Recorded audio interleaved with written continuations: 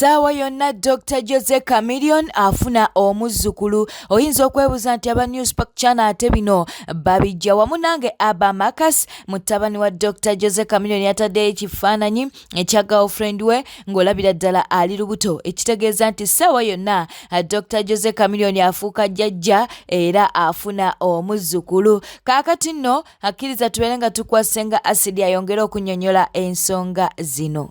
Nga tuvuddeko ko katono ku Wizo okutemula omuntu n'amufumita ekiso. Aba Makasi atulazeeko mukyala we ng'alabika ali lubuto. Gamba nti kongura Aba Makasi alabika yaziniyo omukazi olubuto. Essaawa yonna Daniel afuuka jjajja, bana bakola ebintu bannange. Essaawa yonna Daniel afuuka jjajja. Wandika awo mu comment nti congratulations, katumusalira akaana akali mu lubuto kaleme kubeera katemu. Subscribinga, likinga, leka obubaka bwawo mu comment section. Full figure olutalo lwaziza Bafana kw'ossa ne Eddie Kenzo alusuubudde. Avuddeyo n'abeera ng'ate atabukira Ziza Bafana. Jjukira nti Ziza Bafana akyagenda mu maaso n'okuba nti naate asabula Eddie Kenzo. Kati gwe Ziza Bafana kumfaanana nayo tunulanga empala ya guest wing wenna olinga oluyimbi ayo musician wakomadde tuwa oluyimba oba okufulumya oluyimba abantu abamu okujjako nga munoonya ntondo ezengereko ziwanika kwani wenna oweddewo osigazza magumba kungulu leero obeere wasale musale enkya n'obeere wa Museveni luli n'obeera mu Nuupu oli hypocrite oli munnanfuusi boyimbira Museveni boyimbira Bobi Wine boyimbira ani boyasaamirira. Kaakati njagala okutegeeza gwe Bafana boba oyina ku magezi va ku Banyarwanda, va ku Bannarwanda. Emmandwa zakuwasa wasaba bakakumisambwa oli ku Kenzo ovuma mabeta bwene manager beta abantu abagwagwagwa nga mwe mwajja muto okutwegattamu novuma abantu n'olumba Abannarwanda bonna nanakuta tojja kumumanya ate muzungana kuba temwena byakulya wammwe muzunga kuba enjala ebeera ebaluma kumpi lunaku obeera ku federation tosobola kumala wiiki nga toli ku federation musaba okufa musaana mutuka n'okusaba data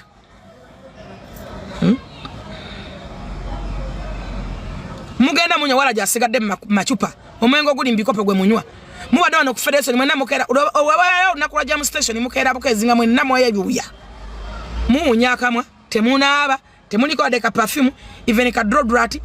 Ekigenda maaso mu famire y'Abamayanja munnange si kirungi. Ajjukira nti waliwo olutalo olugenda maaso wakati wa Pengepenge kw'ossa ne Palaso. Kaakati nate ne Wizo Manizo ebibye si birungi mbu yafumita omuntu ekiso. Katubeere nga tubikuwa. This person agrees with Wizo that nenda kujja nkuyambeko okufuuyira ebiku. So the Wizos had to leave the place and I think they went to somewhere, with the family. So this guy goes into Wizo's room, natandika okufuuyira ebiku. And as he was cleaning it out, he wanted to listen to music. He says he wanted to listen to music. So he found a tiny bag, like a pocket bag, and he put in his phone and neyesiba koka pocket bag kukugulu and started listening to music. He says when everything was done, these guys come back. These guys come back, and when they came back, while the rest of the family was in the living room, this guy passes and he has akasao kukuguru. And Sandra Teta, the wife to Wizo Manizo, says, Wizo, wabula bana bamanyira, as in these guys don't have boundaries. Look, he is wearing akasao ko. Wizo did not say anything. He just looked, and this guy passed and went to the bathroom. When this guy was in the bathroom, Wizo goes and enters the bathroom and stabs him in the stomach. Yes, guys. He stabs him in the stomach. Now, the boy, of course, is on the floor. Avamu omusai Ali, you know, are passing out. So they get him, ne bamuteka mu motoka, and bamudusa mu dwaliro. Mama wizo oziseka abaana abawera olw'ebintu ebiti. Kimanyi oli maama, I can understand your fears as a mother, but you're not helping Douglas if you are not applying punitive measures. You are not helping him. And guess what? Every time there is blood on his hands, it's not stopping, because blood does not go on its own. His children will inherit it. So you are not helping. You're enabling a generational curse to keep going on and on and on and on. Mama Daga, oli muzadde nange ndi muzadde. But you must love your child. You must love your child so much that you cannot stand them do wrong anymore. You have to hand him over. Radio bwatyo bwe yafa bintu bya kisiru kwagala kulagako maanyi. Bwatyo bwe yafa paka kati mumukabira paka kati Wizo yavaako olwakyaliwe. Wizo, bobo ndaba, I'm not your enemy, Wizo. Oyagala osange rediyo gye yalaga. Wizo, you want to send more Ugandans to where radio is? Really?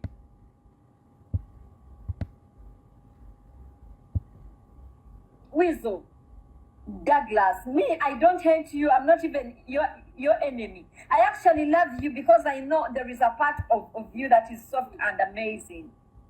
But how many people must die for you to seek help? How many people must die for you to get help, Wizo? How many people must die? How many people? I don't know the government of Uganda. I don't know if this family made a pact with the government of Uganda. I have no idea. AK-47 watu weyafa Muganda wo. Wizo. Ekikoli motiva rondola. Muganda wo AK. Yafa because of violence. Wizo Muganda wo radio yafa because of violence. Wizo, Muganda wo Tadiasi yafa because of violence. How many people must die? At what point are you a man that says, I am angry, but I'm not gonna go physical? I am angry, but I'm not picking up a weapon. Yes, kiriza tuberenga ate tweyongerayo. Munnange Kagwanjala avuddeyo n'abeera ng'ate abuulirira ku Sheila Gashumba. Sheila Gashumba yavuddeyo n'alyoka agamba nti munaye tasobola kuyita malayika oba mukyala wa Gashumba taata we nti okumuyita maama. Azze ng'akyogera munnange. Kaakati nno munnange Kagwa yavuddeyo n'alyoka amugamba nedda at least muyiteko mami. Okitegeera nga wooli mu kulaba screenshot eyo webityo nno webiri naye ate Sheila Gashumba yabadde ku interview ne Kasuku yagambye nti nno sigamba nti nno tawa maama we ekitiibwa oba sigamba nti nno tawa mukyala wa Gashumba kitiibwa wabula ayina maama we gw'alina okuba nti n'ayita maama we. Kaakati mbu ye si Muganda okuba nti nate atandika okuba nti nno ayita malayika maama ate ng'akimanyi nti si ya muzaala. Kitegedde kale katuberenga ate tweyongerayo Palaso. Twakugambye nti waliwo olutalo lugenda maaso wakati wa Palaso okwesa ne Pengepenge. Kaakati munnange oluvannyuma lwa Pengepenge okuba nti nno alabula Palaso n'amugamba nti ajja kubeera nga amunyigaanyiga ebibala ebyo ebimuli mu feesi. Kaakati nno ne Palaso tatudde ayise mu luyimba ng'aluweereza Pengepenge. lasso uno wano, lasso uno wano, waliwe yagenze bulaya kuchikwanso, waliwe yagenze bulaya kupini, mikwano jere jone ajiri na pini, simanyi lwaki ye tali na pini, naye kunyindo ye yateke kopini, teka kopini, kuligola bane pini, chibirike ye amuwa pini, kuligola bapini, omwagalwa wasoka kukumba kupini, balinyane nyonyi bakumbe kupini, balinyane nyonyi bakwate kupini, bagende bulaya bakwate kupini, amugamba eno sibo moto jisika mupini, musajja onja musika mupini, ebyo byomukomba kupini, musajja onja mugambe nino na mukutula pini, aje Uganda tumungere pini. Gwe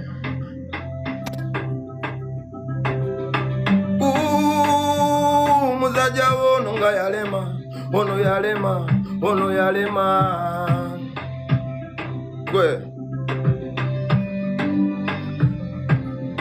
Kibirige abantu bonna bafumise pini, banyumira pini, penge kagweta nyumira, penge ofumita bulungi, Kibirige ofumita bulungi, ne penge wamufumita bubi, Kibirige kale ofumita bulungi, naye inga wamufumita bubi, Kibirige ofumita bulungi, Kibirige bofumita pini zo zibanyumira, Kibirige abakakazi ko wafumita luliko nakali kaka kagamba wowe mami ai. Yes, kakati nno munnange era penge akyagenda mu maaso n'okuba nti nno asabula palaso, olutalo terunaggwa, ekiri mu mayanja famire kyo kikambwe. Muve kwokero mwogere ebintu abantu atyasigala. Maluko muyande ngambe papa, look at this boy, isn't he a son of this celebrity? Mugamba bika. Kifana kikyakulaga. Ngene bia nange nywa wangu kutu mwana ntambula banko mu fridge. Omwana omutongo oyo ngodda kusigala.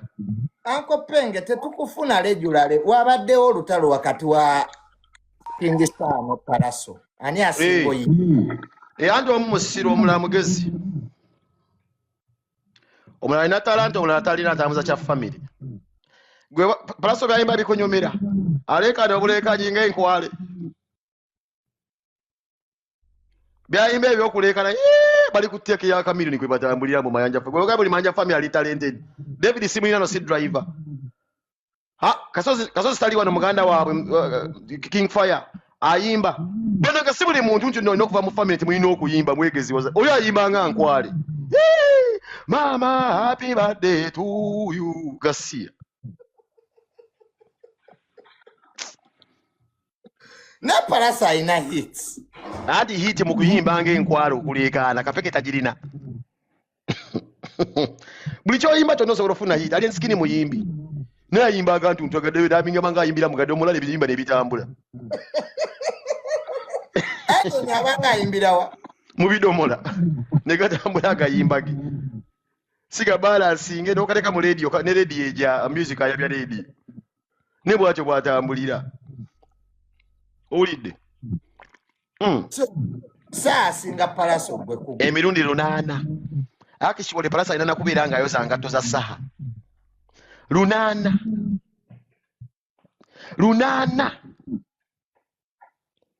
Poso muyimbi wa geterera so kalino yali rapa nogola aboyo nga geterera ayimba hip hop, ayimba oluzungu lutanoka. Olwecha Afrikana. Twoga luzungu navi ayimba nawe oyimba. Ayimba Afrikana. Zawati Richard Dusi. Anti basi bamba gende besimanye mu mazike gawe nga agenze Uganda. Abya ne Palaso. Tazo kwera no kanjya ku Palaso kati ati oyo alina kati. Idea him to come here. Real life to come back. Mwenda andika ongadduka. Naye ate Palaso ali wamaanyi yakudumba ali yenira mukuba. Ati zenna muyamba. Zenna mu abantu bezzana. Yakubira nze ne yanga mmulo. Era ekikoze kyajja kyava zzana. Nakubira kuzi chairman waffe Kasozi. Ne mugamba muyambe. Obusonga. Kwanza zali nsimwagala. Mulo kale wekikuba sinze n'ekisanga kiwandako eddusu. Sasa bamanyira Bobi Wine nze. Saka mtu amanyira Bobi Wine nze. Nze manyira Bobi Wine nga tukyawagana. Nze tomanyira Bobi Wine obulamu bwange. Saagala mtu amanyira Bobi Wine. Kati Penge kyoyagala okugamba kati music industry kwa watu analyzing nga music industry kati eriwa Teina weeri. Nesa ayamba nyambe kwa kati agikwatidde ne fake. Bayamba nyambe. Ebya manager Roger kw'ossa ne Spice Diana tebinagwa jjukira nti nno bano baayawukana. Spice Diana yagoba manager we atwogera ku manager Roger. Kaakati nno bagambye nti okuva Spice Diana we yayawukana ne manager Roger ennyimba ze tezikyatunda era munnange ebintu tebimutambulira bulungi. Katukuwa akatambi kano simanyi oba okkiriziganya nabo oba nedda. Ya Spice noba Spice bwe nze ndowooza Spice ye ng'omuntu manager Lodge of course yatuguza kapa mu kadeeya ku Spice talent ye na buli kimu manager Lodge yali atuguza kapa mu kadeeya anti manager Lodge yakwata Spice n'amupika n'atulowoozesa nti muyimbi wa kitalo nnyo nga takkiriza damage yonna etuuka ku muyimbi ogwo bayita Spice. Era wakolanga kino gala Spice nga manager Lodge yasooka okukubira essimu. Sakozi nze Dayasi Deviko mu Duncan mwami mawatu tutambula mabaala. Ennyimba za Spice kati ezuuli emirundi emeka. Zisiwa mabaala. Mu kirabu kati obuuzanga abo abakulu. Ozuli emirundi emeka mu kirabu. Nes Lodge atambulanga kirabu ku kirabu. Bala ku bala. Oboli awo nga manager Lodge akuyiseeko ku DJ box. Manager Lodge ogenda mu magamaga nga afulumiddewo. Ennyimba za Spice ne zizanye ennyimba nga 5. Ogenda kuba naye nga buli wamu e Kampala yonna. Spice avuga. Era manager Lodge nga DJ abazanya buzanyi n'amanya olwaleero Climax yezanya akasimu Bobu n'akafuna. Owayo muyimbi wange nga tuli muzanya naye nga taliwona kubaawo naga yiye nakazikuba 3 naga nze mbadde wawo siziwulidde naye nga tabakola ki tabaddewo okupika kwa manager Lodge ekivulu concert Spice jakyasinze okuba naye y'amaanyi okimanyi yavaamu nga manager nga Spice yeka yafunyemu mu concert eyo buli yagirimu genda obuuza ku mukaya buli yagirimu yamusala buli yagirimu yamusala okuleka Spice yeka yagifunamu webali nnyo yagenderayo motoka ya Duncan buli yagirimu yagikola yamukola ki yamusala amazima gali nti era Spice njagala otunuulire okwawukana kwe ne Lodge ne Lodge we yabeererawo Spice wawe yali atrendinga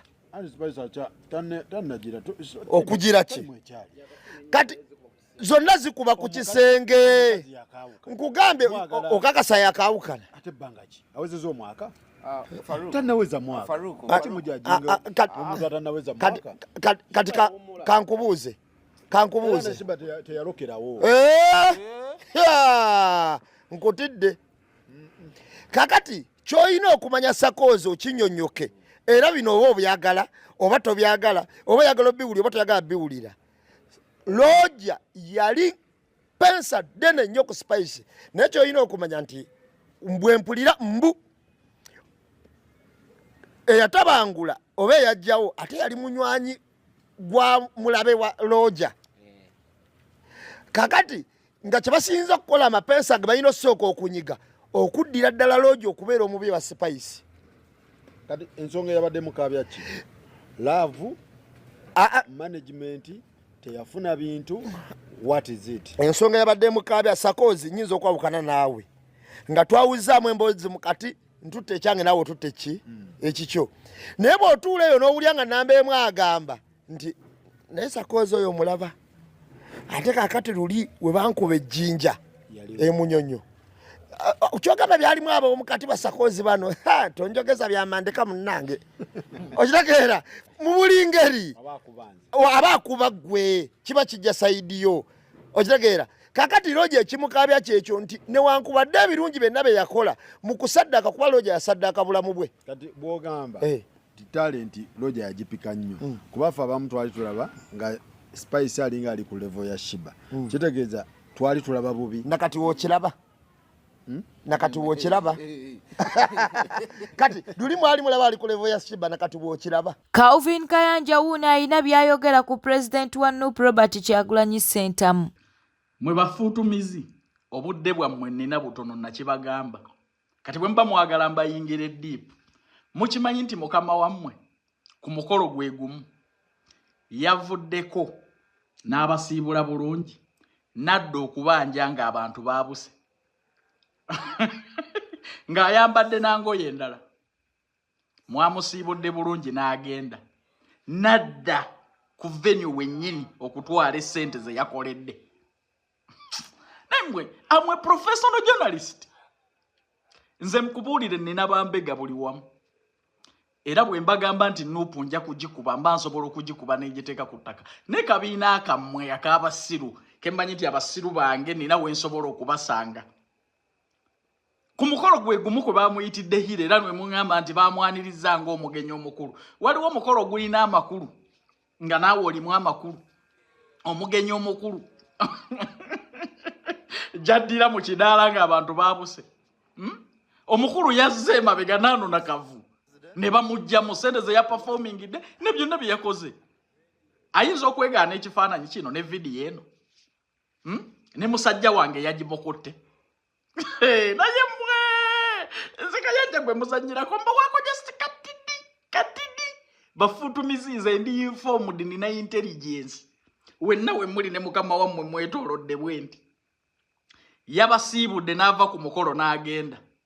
Naddira mu ngoye endala. Uyu yenna ensonyi zimwetimbye obufere n'obubbi obuli kasajja ako. Bwete tambudde obadde mulabi mulungi ole kwekumira ku Newspark channel kankusobere ngo subscribinga, olikinga n'okuleka obubaka bwawo mu comment section. Beera bulungi we.